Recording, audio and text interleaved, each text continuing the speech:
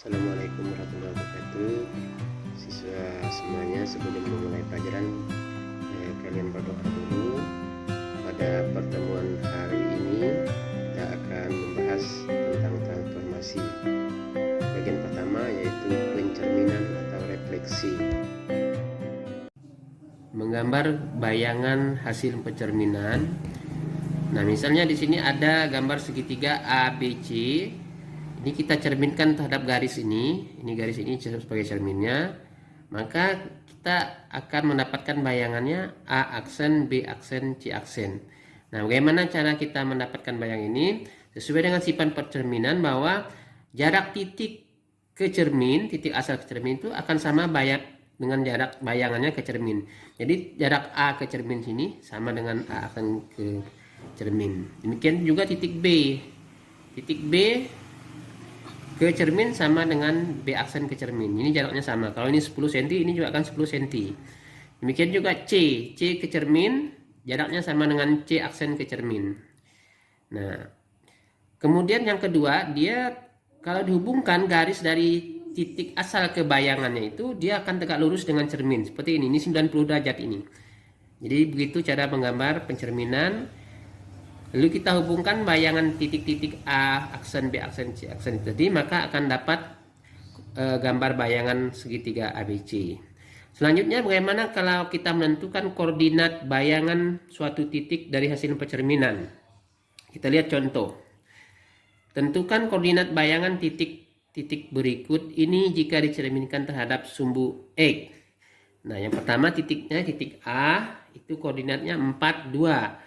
Yang nomor 2 titik B koordinatnya negatif 4, negatif 3, negatif 4. Nah, kalau kita dengan gambar, jadi kita tentukan dulu koordinat titik A itu 4, 2. Di sini dia 4, 2. Nah, bayangannya karena sumbu X ini sebagai cerminnya, maka bayangannya di bawah sini.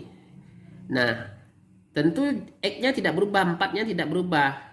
Yang berubah hanya nilai Y-nya saja. Berarti dia jadi pindah ke bawah titiknya sini. Jadi 4, negatif 2.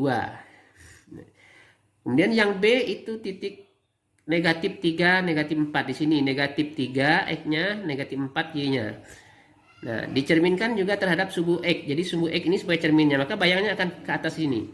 Jaraknya, bayangan ini ke cermin akan sama dengan bayangan titik B ke cermin. Nah, jadi koordinat bayangannya negatif 3, 4. Jadi dari dua contoh ini, kita dapat meraih kesimpulan, ternyata kalau dicerminkan terhadap sumbu X, maka yang berubah hanya nilai Y-nya saja.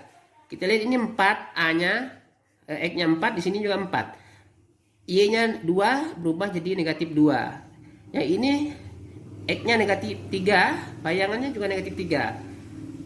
Kemudian Y-nya negatif 4 berubah menjadi 4. Jadi kita bisa simpulkan kalau koordinat titik A, X, Y dicerminkan terhadap sumbu X, maka bayangannya berubah menjadi X negatif Y. Jadi yang berubahnya Y-nya saja, X-nya tetap.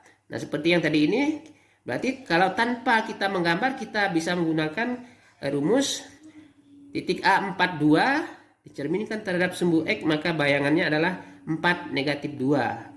Yang nomor 2, B koordinatnya negatif 3, negatif 4 dicerminkan terhadap sumbu X, bayangannya B aksen negatif 3, 4. Demikian penjelasan Bapak, mudah-mudahan kalian dapat memahaminya.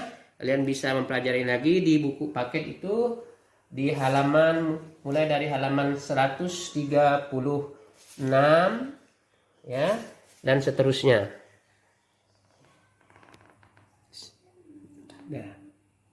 Nah, ini adalah rumus-rumus beberapa pencerminan. Yang pertama itu terhadap sumbu X, yang kedua sumbu Y, ketiga titik asal 0, 0 titik pangkal koordinat, yang keempat garis Y sama dengan X, yang kelima garis Y sama dengan negatif X, yang keenam garis Y sama dengan H, yang ketujuh garis X sama dengan H. Kalian bisa mempelajarinya lebih lanjut di buku paket itu. Kemudian bisa lagi mencari sumber-sumber lain, misalnya di rumah belajar juga bisa, dari di YouTube juga bisa. Kemudian nanti kerjakan tugas yang akan Bapak berikan. Ya, demikian pembelajaran kita pada pertemuan kali ini. Kita ucapkan alhamdulillahirabbil alamin.